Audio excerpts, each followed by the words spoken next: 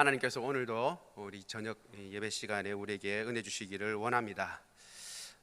여러분, 오늘 읽은 본문의 내용은 사실 사도행전에서 구체적으로 나타난 첫 번째 이적입니다. 이적. 사도행전을 보면 놀라운 이적이 많이 일어나고 있는데 이적이 일어난 그 이적 중에 첫 번째 이적을 누가가 적고 있다라는 것을 알 수 있습니다. 제9시 기도 시간이라고 이렇게 얘기를 하고 있습니다. 여러분, 이렇게 유대인의 시간에다가 보통 6을 딱 더하면 지금 시간법으로 하면 지금 시간하고 거의 맞습니다. 9시에니까 6을 더하면 어떻게 되죠? 12 만들고 빼면 3이 남습니다. 그래서 3시가 되죠. 12시간 만들어 가지고 빼버리면 됩니다. 그렇죠? 그러니까 오후 3시에 해당합니다. 오후 3시. 오후 3시에 기도 시간이라고 분명히 이야기를 하고 있습니다. 이 오후 3시에는 모두 유대인들이 함께 모여서 기도하는 시간이었습니다. 그래서 그 시간에 기도하러 갔다가 가는 중에 미문이라고 하는 곳에서 앉아서 구걸하고 있는 나면서부터 못 걷는 자를 만나게 됩니다. 이 나면서부터 못 걷는다라는 말은 어머니 뱃속에 있을 때부터 걷지 못한다라는 뜻입니다. 그러니까 걸어본 적이 없는 사람이죠. 걸어본 적이 없는 사람인데 이 사람의 나이가 뒤에 나오기를 40세 정도 된다 이렇게 되어 있습니다. 사도행전 뒷부분을 보면 나이가 나오는데, 그러니까 적어도 이 40년 동안 못 걸었고, 그리고 또 돌봄을 만약에 부모님들이 계셔서 돌봐줬다 하면 이제 한 30년 정도 이렇게 나와서 구걸 생활을 한 것 아닌가 이렇게 생각을 합니다. 그렇게 하는 사람을 만났는데 베드로가 이제 좀 유심히 보았습니다. 주목했고 그러게 이제 보라고 얘기를 합니다. 그러니까 아마도 이 거리는 이제 사람의 얼굴을 늘 보면서 이렇게 그걸 한 것이 아니라 땅바닥을 보았거나 고개를 숙이고 있었던 모양입니다. 보라고 하니까 뭔가 더 평상시와 다르게 그냥 돈만 던지는 거하고 다르게 보라고 이야기를 하니까 더 큰 것을 얻을 수 있을 거라고 생각하고 이제 베드로를 봅니다. 그때 베드로가 이야기합니다. 은과 금은 내게 없지만 내게 있는 것으로 내게 주노니 나사렛 예수 이름으로 걸어라 그럽니다. 그러자 그 사람이 걷고 뛰어서 성전 안까지 들어가게 됩니다. 그리고 하나님을 찬미하는 모습을 보고 많은 사람들이 놀랐다라고 하는 것이 오늘 본문의 내용입니다. 사실 처음에 여러분들께 말씀드릴 때에 왜 이 첫 번째 이적이다 이렇게 말씀드렸잖아요. 그렇죠? 여러분 생각하면 사도행전은 누가가 그때 일어난 일을 바로 적은 것이 아니라 어떻게 해요? 뒤에 다 일어나고 난 뒤에 일어난 일들을 다시 쓴 글입니다. 그러면 뭔가 첫 번째라고 할 때 그 앞에 보면 이적들이 많이 일어났다고 얘기를 하고 있습니다. 사도를 통해서 많은 이적이 일어났다라고 했는데 그 많은 이적 가운데 왜 하필이면 이 사람의 나면서부터 안진뱅이로 있고 걷지 못하는 사람의 이 이적을 제일 먼저 언급하고 있는가라는 것도 우리가 생각을 해봐야 합니다. 제가 이 말씀 드리는 것은 우리가 성경을 읽을 때에 그냥 읽는다고 읽으니까 그냥 막 읽는 것이 아니라 만약에 누가가 이렇게 했다면 왜 그렇게 했을까? 그리고 누가는 그렇게 먼저 이 사람의 이적을 먼저 이야기해 주면서 뭘 더 강조하려고 했던가라는 것까지도 우리가 살펴보면 성경의 내용을 아는데 많은 도움이 됩니다. 그래서 성경 하나님의 말씀이니까 당연히 뭐 그런 거지 하고 읽을 수도 있지만 구조를 이렇게 보면서 읽으면 도움이 된다라는 말씀입니다. 결론적으로 말씀드리면 첫 이적은 오늘 오전 목사님을 통해서 우리가 들은 말씀과 똑같습니다. 구원은 회복이다라는 것을 그대로 드러내주는 것입니다. 예수 그리스도께서 이루신 그 구원의 첫 번째, 그것을 알리는 첫 번째 이적이 회복에 관한 것이었습니다. 여러분, 이적은 여러 가지 많이 있을 수 있습니다. 자연이 멈춘다든가, 예수님도 그러셨죠. 뛰노는 바다를 잠잠케 하시기도 했습니다.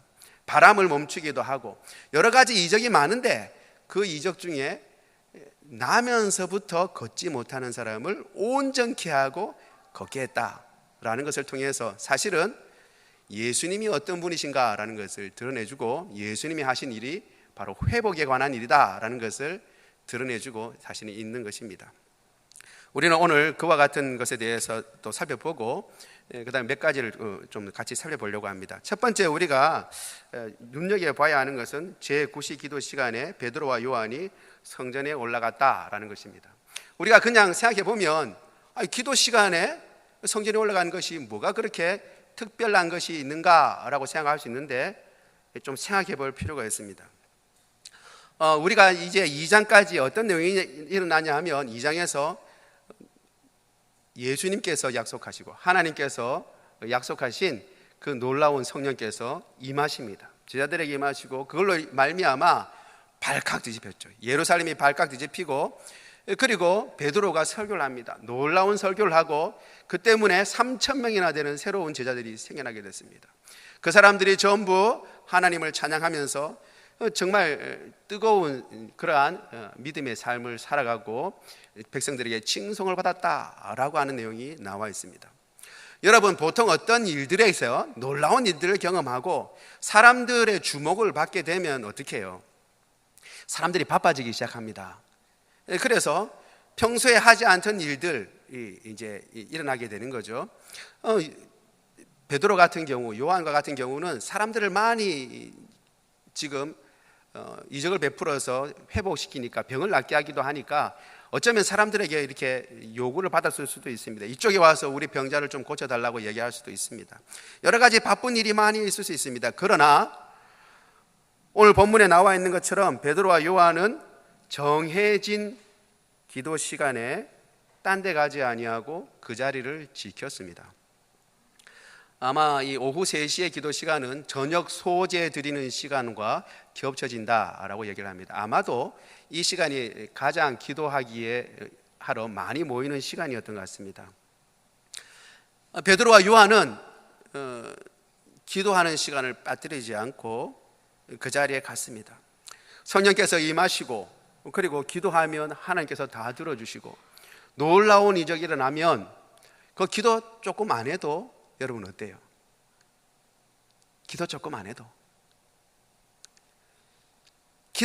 해도 능력이 나타나는데 기도 조금 안 해도 하나님께서 다 들어주시고 3,000명이나 회개하는데 그거 뭐 한 번 빠뜨릴 수도 있지라고 생각할 수 있을지 모르겠는데 오늘 일어나는 놀라운 일은 사실은 매일 드리는 그 기도 시간에 일어나고 있다라고 얘기를 해주고 있습니다. 이미 말씀드린 대로 사람들이 놀라운 일들을 겪게 되면 그리고 하나님의 은혜를 특별히 입게 되면 소소한 것들을 잘 잊어버리는 경우가 많이 있습니다. 어떤 분이 그렇게 이제 제가 많이 겪은 이제 경우입니다. 보통 이렇게 가면 개업을 하게 되면 우리가 축복해 달라고 기도를 합니다. 그리고 또 다들 그렇게 하죠. 그렇게 하면서 어떻게 해요? 11조를 많이 내게 해주십시오라고 기도해 달라고 그렇게 얘기합니다. 좀 이렇게 싹 꼬아서 얘기를 했지만 사실 11조를 많이 내려면 뭐가 많이 들어와야 돼요? 수입이 많아야 되는 겁니다. 그러니까 수입이 많아야 됩니다라고 하는 것을 이제 11조를 많이 내게 해주십시오 이렇게 얘기를 하는 거죠. 그런데 정작 그렇게 정말 기도한 대로 바쁘게 되고 일이 번창하게 되면 어떤 일이 벌어져요? 그렇게 교회를 열심히 나오는 사람들도 주일날 한 번, 두 번 빠지기 시작합니다. 왜? 사업이 번창하니까. 수요 예배, 주일 저녁 예배를 잘 참석하는 분들도 바빠지면 빠지기 시작합니다.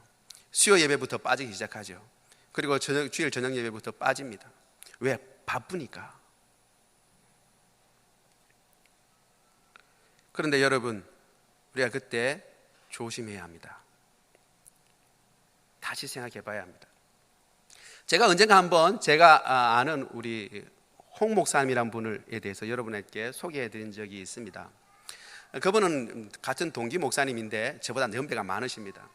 부산에서 개척을 하려고 했는데 일찍 와서 여의치 않아서 개척을 하지 못했습니다. 그러자 이분이 개척이 안 되고 이렇게 오랜 시간이 있으니까 부산역에 이렇게 가서 전도하기 시작했습니다. 전도하다가 어떤 분에게 이제 연결이 되어서 이제 요양병원에 가서 이제 전도를 했습니다. 매 월요일인가 그렇게 계속 전도를 하셨는데 처음에 전도할 때는 월요일과 목요일 이렇게 전도를 했습니다. 그러다가 이제 호산나 교회에 어르신들을 모시는 그런 이제 교육자가 필요하다고 그래서 그분이 연세가 많으니까 지원하게 돼서 이렇게 거기에서 사역을 하게 되었습니다.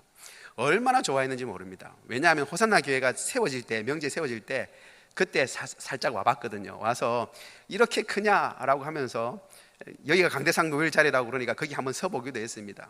잠깐 서 있었는데 나중에 고백하기를 형님이 그때 기도했답니다. 하나님, 제가 이런 곳에서 한번 설교를 해봤으면 좋겠습니다 라고 했습니다. 그런데 정말 거기에 부교육자가 되어서 거기서 설교를 할 수 있게 됐어요. 하나님의 기도 응답이죠. 그분이 이제 제가 마리아반이라고 이제 나이 많으신 여성분들을 담당하다가 제 뒤로 이제 그 여성뿐만 아니라 남성분까지 다 담당하게 되었습니다. 그런데 그 분들이 지역도 넓고 사람 수도 많아서 일이 많습니다. 그래서 한 번은 이야기를 하다가 이렇게 얘기를 했습니다. 형님 요즘 어떻게 지내십니까? 이야기하다가 월요일 날 계속 거기 요양병원에 나가서 전도한다고 그러더라고요. 그래서 제가 형님 그거는 목사님 그것은 지금 이제 이 마리아반을 하면 너무 힘듭니다. 시간도 많이 그 사역을 할 수 없습니다. 월요일은 온전히 쉬어야 됩니다. 그러니까 그건 이제 그만두시면 어떻습니까? 라고 얘기를 했습니다.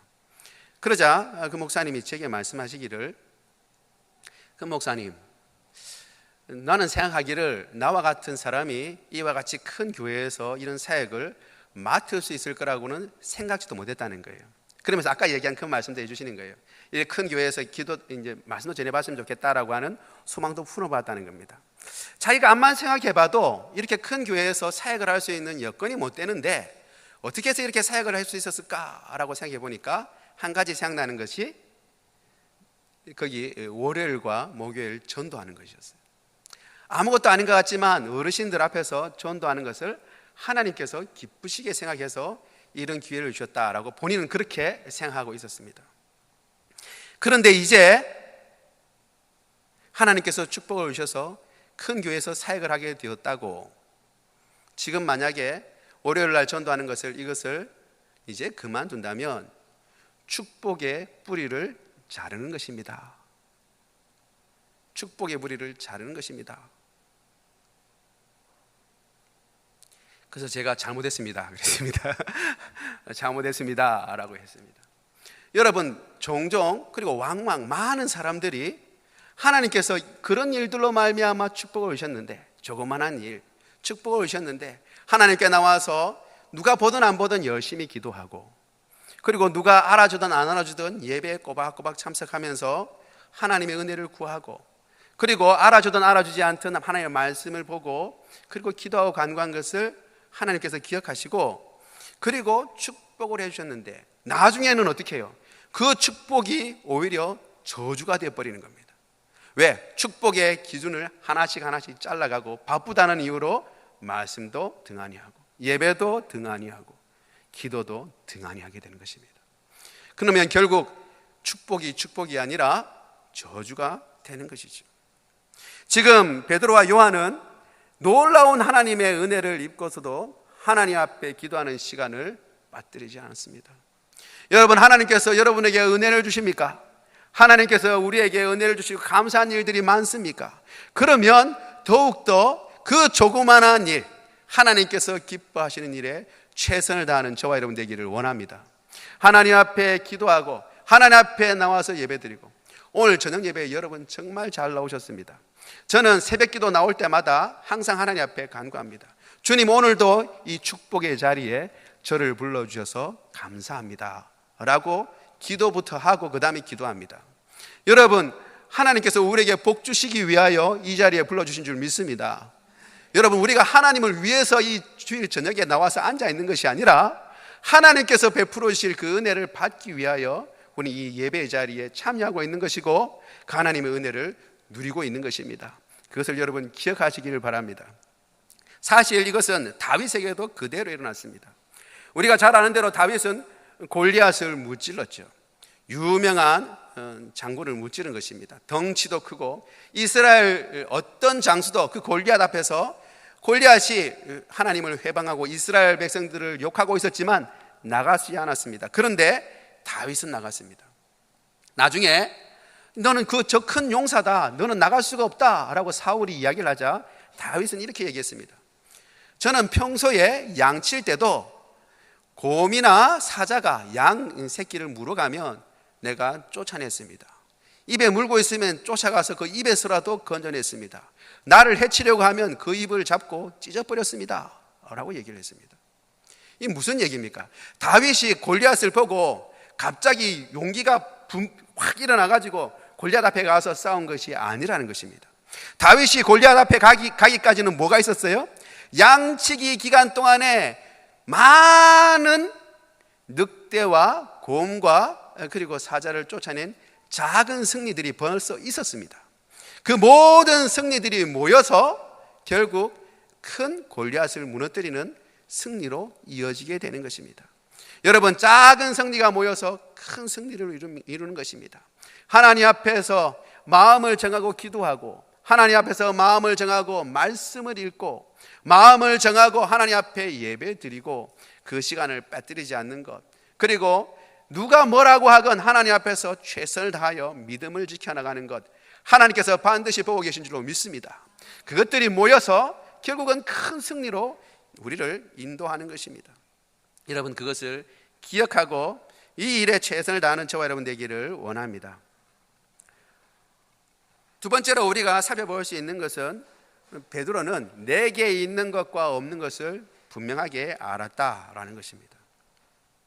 베드로는 분명히 이야기합니다. 나는 은과 금은 내게 없다라고 분명히 이야기를 해주고 있습니다. 여러분, 베드로가 참 그렇죠. 가만히 있으면 될 걸 괜히 쳐다보라고 얘기합니다. 자기가 먼저 보라고 그러니까 기대를 가지게 되죠. 사람 생각에. 그러니까 뭘 줄까 하고 딱 보니까 그런 눈으로 보았습니다. 그러니까 베드로가 아차 싶었죠. 제 생각에는 그럴 거라고 생각합니다. 아차, 이 돈을 원하는구나 라고 생각하고, 은과 금은 내게 없다 이걸 먼저 얘기합니다. 내가 없다. 그렇지만 내게 있는 건 네게 준다 라고 얘기합니다. 여러분, 없는 것은 없다고 이야기를 하는 것이 아주 중요합니다. 많은 사람들은 없는 것을 있는 것처럼 보이려고 하다가 낭패를 당합니다. 돈이 없는데 돈 있는 것처럼 가장하는 것이죠. 그리고 이런저런 상황인데 그게 아닌 것처럼 가장을 합니다. 여러분, 없는 것에 너무 신경 쓰지 마세요. 없는 것은 없다고 이야기하고 그것을 부끄러워하지 말아야 하는 것입니다. 주님께서 우리에게 어떤 이들에게는 금과 은을 많이 주셨을 수 있습니다. 그러나 어떤 사람들에게는 재물이 없을 수가 있습니다. 여러분, 그것은 크게 부끄러운 것이 아닙니다. 내가 열심히 노력하고 애썼는데도 불구하고 재산이 불어나지 않는 경우도 있습니다. 여러분, 돈이 있으면 더 좋고 그리고 더 유용한 데 쓸 일이 많지만, 그렇지만 그것이 없다고 해서 그렇게 큰 어려움을 겪는 것은 아닙니다. 그러나 세상은 다릅니다. 세상은 돈이면 다 된다고 생각하고, 그리고 돈이 있어야 한다고 생각합니다. 금도 있어야 되고 은도 있어야 된다고 얘기를 합니다. 그래야 이 모든 문제를 해결할 수 있다고 생각하는 것입니다. 여러분, 이 거린을 생각해 보십시오. 이 거린은 베드로에게 금이나 은을 요구했을 수도 있습니다. 혹은 돈을 요구했을 수 있습니다. 그러나 이들에게, 이 거린에게 돈을 준다고 해서 그가 그럴 수 있는 것은 아닙니다. 그의 가장 근본적인 문제는 해결되지 않습니다. 당장 몇 끼의 끼니는 때울 수 있을지 모르지만, 한정된 기간 동안에 평안히 지낼 수 있을지는 모르지만, 그가 정말 당하고 있는 정말 중요한 문제는 해결되지 않습니다. 근본적인 문제는 해결되지 않는다는 것입니다. 여러분들도 혹시 들어보셨을 수 있을지 모르겠습니다. 아퀴나스와 이노센트 4세라고 하는 교황이 나눈 대화입니다.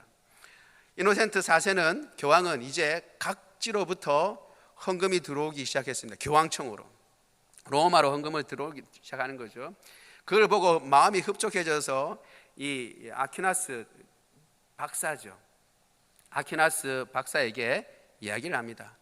여보시오 아퀴나스, 예전에 베드로는 은과 금 없다라고 얘기했지만 이제는 우리가 그런 말 안 해도 될 지경이 되었어. 은과 금이 많다는 거죠. 그러자 그 이야기를 듣고 아퀴나스가 이렇게 얘기했다고 합니다. 교황님, 맞습니다. 은과 금은 내게 없다라고는 더 이상 말하지 않을 수 있게 되었지만 그 때문에 나사렛 예수 이름으로 걸어라 하는 능력도 이제 교회는 갖지 못하게 되었습니다 라고 얘기했다고 합니다. 여러분, 세상의 것으로는 주님의 일을 할 수가 없습니다. 다시 한번 말씀드립니다. 여러분, 세상의 것으로는 주님의 일을 할 수 없습니다. 세상의 방법으로는 주님의 일을 할 수가 없습니다. 왜 금과 은이 문제가 되냐 하면 믿지 않는 사람들은 말할 것도 없거니와 믿는 사람들조차도 불편함을 견디지 못하기 때문입니다. 여러분, 돈이 없으면 불편한 것은 사실입니다. 그런데 불편한 것을 감수할 수 있으면 금과 은이 좀 없다 하더라도 견딜 수 있습니다. 그런데 우리는 그것을 잘 견디지 못합니다. 똑같이 안락함을 누리려고 합니다. 세상 사람들하고 똑같이 편안함을 누리려고 합니다. 예수님도 믿고 세상이 주는 평안함도 누리고 예수님도 믿고 세상이 주는 기쁨도 누리려고 하는 것입니다. 예전에 꽤 오래됐어요. 꽤 오래됐는데 선교사님들이 쓴 이제 일기를 이제 이렇게 번역을 해서 책으로 나온 적이 있습니다. 한 25년 정도 전이었던 것 같아요. 조이 선교회에서 처음에 이제 그런 글이 나오기 시작한 지가 처음이었던 것 같아요. 제가 그 글을 이렇게 읽다가 깜짝 놀란 부분이 있었습니다. 뭐냐면 외국 선교사님의 서양 선교사님이었습니다. 선교지에 가서 겪은 일들을 이야기하는데 그 가정에 어떤 부분이 있냐면 면도 크림이 없는 거예요. 면도 크림. 무슨 말인지 아시겠죠? 이 크림 가지고 이렇게 발라서 면도를 하는데 면도 크림이 없어서 이 면도를 잘 못하고 그랬었는데 비누를 발라보니까 거품이 나더라 라고 하는 것이 그 선교사님의 얘기입니다. 여러분, 그걸 보고 여러분 감흥이 느껴지셨어요? 저는 그걸 보고 야, 이게 무슨 얘기인가 라고 사실은 생각했습니다. 왜냐하면 저는 반대로 면도 크림을 바르고 면도해 본 적이 거의 없어요. 그렇잖아요. 그렇죠? 세수하면서 비누 이렇게 딱 해가지고 비누 거품 문질러 놓고 그 다음에 면도를 하는 게 이게 당연한 건데 왜 이 선교사님은 이게 이상한 것이 되었을까라고 생각해 봤습니다. 선교사님은 너무 풍요로운 곳에 살고 있었던 거예요. 그래서 이제 조금 환경과 여건이 조금 못한 곳에 오니까 비누로 거품을 내서 면도하는 것까지 신기한 것으로 여기게끔 되어버린 것입니다. 여러분, 그 뒤로 25년 전이라고 했습니다. 한국의 상황은 점점 더 좋아졌습니다. 여러분, 한 1km 정도 먼 거리에 있는 교회를 걸어서 가라 그러면 여러분 가시겠어요? 제가 처음 교회 다닐 때에 교회는 상중턱에 있었어요. 온천제일교회라고 하는데 중턱은 아니고 좀 기슭에 좀 윗자락에 있었는데 1km가 넘었습니다. 제가 중학교 다니고 이렇게 했지만 수요 예배를 거의 빠뜨리지 않고 그리고 예배 때에 물론 걸어서 다녔죠. 저녁 예배고 낮 예배고 차가 있을 리가 없죠. 버스 타고 다니기는 그렇고. 근데 요즘은 어때요? 한 500m만 돼도 차 탈 생각을 하는 겁니다. 불편함을 감수하지 못해요. 차를 타고 늘 다니던 분들은 대중교통을 이용하는 것을 힘들어합니다.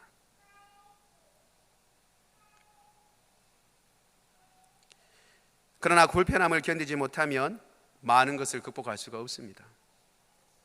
은과 금은 내게 없다라는 것을 인정하고 불편함을 감수할 수 있어야 하는 것입니다. 그래야 주님의 일을 감당할 수 있습니다. 이가 없으면 잇몸으로 사는 것입니다. 그리스도인들에게 금과 은이 중요한 게 아닙니다. 사실은 그 뒤에 있는 그리스도의 능력이 더 중요한 것이죠. 베드로는 금과 은은 내게 없다라고 분명하게 이야기를 했습니다. 그리고 금과 은으로 얻을 수 있는 유익은 너에게 줄 수 없다라고 분명히 이야기를 하고 있습니다. 이 세상이 주는 것, 세상이 우리에게 주면서 요구할 수 있는 모든 것들로부터 자유로워지려면 불편함을 감수할 수 있어야 되는 것입니다. 그리스도인들은 불편할 수 있어야 하는 것이고 그것을 감내할 수 있는 힘도 가지고 있어야 하는 것입니다. 그때야 주님의 뜻을 온전히 행하게 될 줄로 믿습니다. 그리고 내게 있는 것으로 내게 준다라고 얘기하면서 그것은 나사렛 예수의 이름이다 라고 얘기하고 있습니다. 여러분, 모든 문제의 해결은 바로 여기 있는 줄로 믿습니다. 예수님의 이름이 사실은 해답입니다. 예수님은 요한복음 우리가 잘 아는 대로 1장 14장 6절에 이렇게 얘기하고 있습니다. 내가 곧 길이요 진리요 생명이다 라고 얘기를 하고 있습니다. 여러분, 베드로가 지금 이야기하고 있는 것은 세상은 가지지 못한 것입니다. 베드로는 은과 금은 내게 없다 라고 얘기했지만 마찬가지로 세상은 그리스도를 가져본 적이 없습니다. 그렇지만 베드로는 이야기하고 있습니다. 나는 나사렛 예수를 가졌다라고 이야기하고 있는 것입니다. 여러분, 예수님을 가지고 계십니까? 문제는 그것이죠. 언젠가 누가 이렇게 얘기를 했다고 그럽니다. 가룟 유다가 내보다 낫다. 그게 무슨 말이냐라고 했더니만, 가룟 유다는 그래도 팔 예수라도 있었지 나는 예수도 없다는 거예요. 예수가 없으니까 예수도 팔 수가 없어요. 예수를 팔 수도 없어. 여러분, 예수가 있습니까? 우리의 삶 가운데 예수가 있습니까? 여러분, 그것으로 충분합니다. 여러분, 예수님으로 충분합니다. 베드로는 의도적으로 예수님 이름 앞에 나사렛이라고 하는 것을 넣었습니다. 우리가 잘 아는 대로 예수 그리스도라고 이야기해도 충분하지만 나사렛을 넣었다는 것은 베드로가 의도를 가지고 있다는 겁니다. 무슨 의도를 가지고 있어요? 나사렛이라고 하는 동네는 비천한 동네이기 때문에 선한 것이 날 수 없다라고 사람들은 생각했습니다. 나다나엘이 그랬습니다. 빌립이 야, 선지자들이 말한 그 메시아가 왔다, 네 한번 가보자 라고 했습니다. 누군데? 나사렛 목수의 아들이다. 나사렛에서 뭐가 선한 것이 나겠냐? 세상 사람들은 나사렛 예수 아무 힘이 없다고 얘기를 합니다. 아무 능력이 없다고 얘기합니다. 거들떠보지도 않습니다. 그러나 참 생명은 바로 예수님께 있는 줄로 믿습니다. 여러분, 우리의 가장 근본적인 문제는 죄의 문제입니다. 죄 때문에 일어나는 것입니다. 세상의 정욕, 탐욕, 미움, 저주, 이 모든 것들이 다 어디에서 나오는 것입니까? 죄에서 나오는 것입니다. 질투와 이 모든 것들을 다 해결한 것은 예수 그리스도 한 분밖에 없습니다. 예수님이 아니고는 이런 문제는 해결할 수가 없습니다. 죄의 문제는 해결할 수 없습니다. 그리고 그 문제가 해결이 되면 나머지 문제는 사실은 부차적인 것입니다. 뭔가 더 있어야 된다라고 우리들에게 자꾸 세상은 요구합니다. 여러분, 제가 그게 선전이라고 말씀드렸잖아요. 선전. 여러분, 선전은 여러분 잘 보세요. 선전의 맥락은 이거예요. 여기 멋진 차가 있습니다. 네가 불행한 이유는 뭐라고요? 이 멋진 차가 없기 때문에 너는 불행하다. 다른 사람은 있는데. 네가 불행한 이유는 여기 이 좋은 화장품을 바르지 않아서 네 얼굴이 칙칙해서 그렇다. 이 화장품을 바르면 너는 더 행복해질 터인데. 네가 불행한 이유는 여기 멋진 아파트가 있는데 이걸 네는 분양 못 받아서 너는 불행하다. 선전을 다 보세요. 여러분, 그 가만 맥락을 보면 선전이 다 뭐냐면 이거 사야 너는 더 행복하다라는 것을 강조하고 있는 것입니다. 그런데 여러분, 예수님으로 충분합니다. 나머지는 덤입니다. 덤. 예수 그리스도만이 진리요, 예수 그리스도만이 길입니다. 여러분, 이 나면서부터 안전병이를 일으킨 것은 예수 그리스도 이름의 능력인 줄 믿습니다. 우리의 모든 문제, 아이고 그럼 안전병이만 낫게 하는가? 예수 그리스도의 능력이 안전병이만 낫게 하는가? 그렇지 않습니다. 우리의 삶의 모든 문제들은 이 예수 그리스도를 온전히 믿는가? 그 예수님의 능력을 온전히 이해하고 그리고 예수님과 연합되어 있는가? 바로 여기에 있는 것입니다. 따라서 우리가 봐야 할 것은 금과 은이 아니고 바로 나사렛 예수, 바로 그분입니다. 우리의 삶의 문제들, 그리고 세상에서는 막 헷갈려 놓습니다. 네가 지금 불행한 이유는 이게 없어서 그렇다.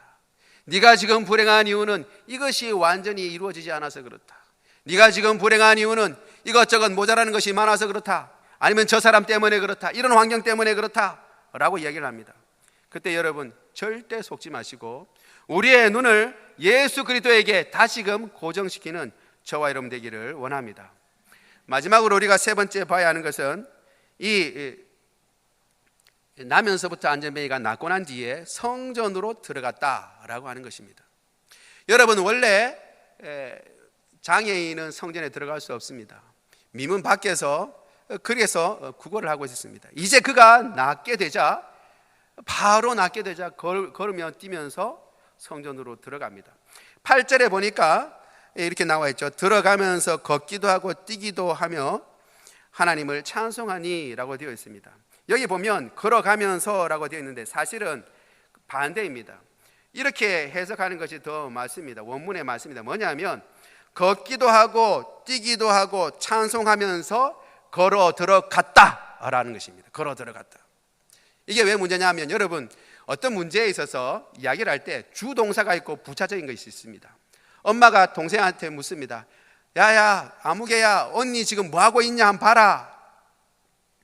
공부하는 줄 알고 이제 물어보는 거죠. 그러면 이제 동생이 이야기를 합니다. 엄마 언니가 지금 음악 틀어놓고 책 펴놓고 자고 있어. 그럼 핵심은 뭐예요? 음악 틀어놓는 게 핵심이에요? 책 펴놓은 게 핵심이에요? 아니죠. 하면서 뭐 하고 있다는 거예요? 결론은 잔다는 거예요. 잔다는 거. 마찬가지로 오늘 본문의 이 8절에 보면 뭐 하냐면 뛰기도 하고 걷기도 하고 찬송도 하지만 결국 뭐 한다는 거예요? 성전 안으로 들어간다는 겁니다. 들어간다는 거. 이게 중요한 것입니다. 이 나면서부터 안전뱅이 걸어본 적이 없는 사람이 낫게 되었을 때 자기가 가장 하고 싶은 게 뭐였겠습니까? 친척들 혹은 한라산 등반, 그렇죠? 꿈도 꿔보지 못한 것, 에베레스트 산 정복. 여러분 그걸 하고 싶지 않겠어요? 그런데 이 사람은 거기에 간 것이 아니라 하나님 찬양도 했지만 제일 먼저 간 게 뭐였냐 하면 성전 안이었습니다. 사실은 이 나면서부터 안전뱅이였던 이 거린이 가장 마음속에 원했던 것이 뭐였다는 거예요? 하나님 성전에 들어가서 하나님 경배하기를 원하고 있었다는 것을 사실은 이 누가가 보여주고 있는 것입니다. 하나님께서 우리에게 우리의 형편과 사정을 좋게 해주셨을 때 혹은 우리의 문제를 해결해 주셨을 때 우리가 어떤 것을 하고 있는가? 여러분 반대로 생각해 볼게요. 왜 우리 그리스도인들은 점점 감사가 없는가?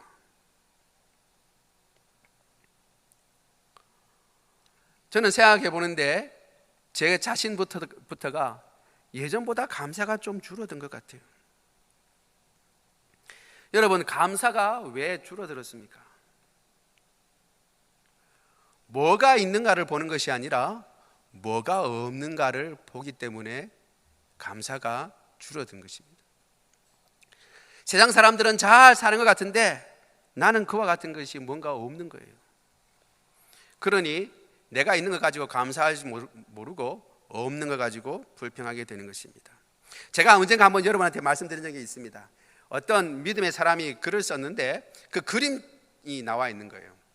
우찌우라고 되어 있는 거랑 아마 대만 사람이 쓴 것, 크리스찬이 쓴 그런 책이었던 것 같은데 거기 그림에 보면 쇠창살을 붙잡고 어떤 사람이 막 나가려고 합니다. 근데 쇠창살 때문에 갇혀서 나가지를 못해요.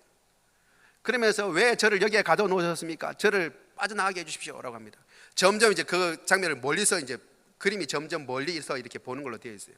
나중에 전체 그림을 보면 뭐냐면 쇠창살은 다른 게 아니고 그 안에 불구덩이가 있어서 그 들어가지 못하도록 막아놓은 거예요.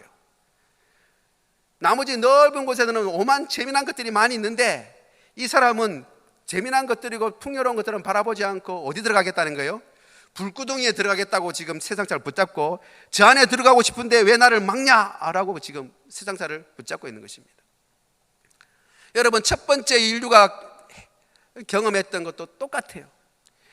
오늘 목사님 말씀해 주셨는데 각종 열매 맺는 나무 실과 다 주시고 평명나무 열매도 하나님께서 주셨고, 다 먹어도 되지만 한 가지만 먹지 마. 네하고 약속하자. 뭐예요? 선악을 알게 하는 나무의 씨과는 먹지 말라라고 했습니다. 그러니까 다 먹어도 되는데 그거 안 보고 뭘 봤어요? 인류는, 아담과 하와는 뭘 봤어요? 먹지 말라고 한 그것만 본 겁니다. 하나님 불공평하시지 않냐? 왜 이걸 먹지 말라고 하시는가? 보니까 먹음직스럽고 보암직도 하고 지혜롭게 할 만큼 한데, 딱 하나 그거 어떻게 했어요? 그거 먹었어요.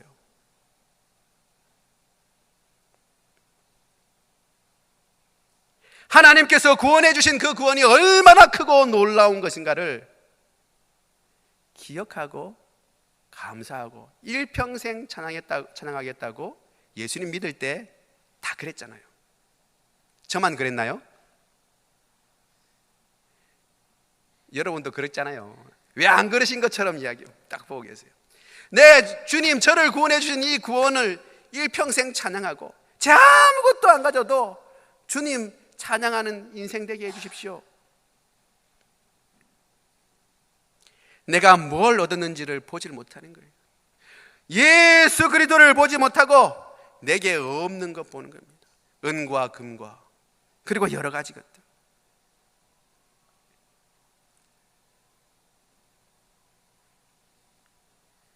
감사는 주님께서 우리에게 주신 것들을 항상 되새기며 그것을 바라보고 기뻐하는 가운데 나오는 줄 믿습니다.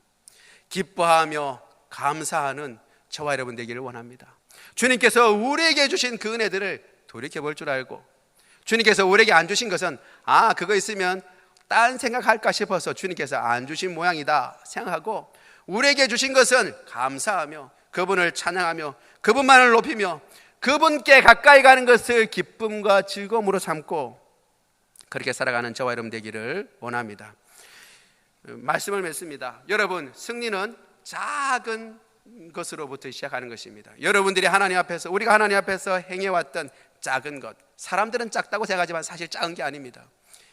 예배 시간을 빠뜨리지 않는 것, 그리고 정해진 시간에 기도하고 하나님의 말씀을 읽는 것, 그리고 하나님 기뻐하시는 조그만 일이라도 우리가 챙기는 그 모든 일들을 주님께서 은혜 주셨을 때에 더욱더 잘 감당하는 저와 여러분 되기를 원합니다. 은과 금이 없다 할지라도 여러분 걱정하지 마십시오. 더 놀라운 예수 그리스도를 우리는 가지고 있습니다. 그것으로 만족하고 그것으로 기뻐하고 그 우리에게 주신 것으로 인하여 감사할 줄 아는 저와 여러분 되기를 원합니다.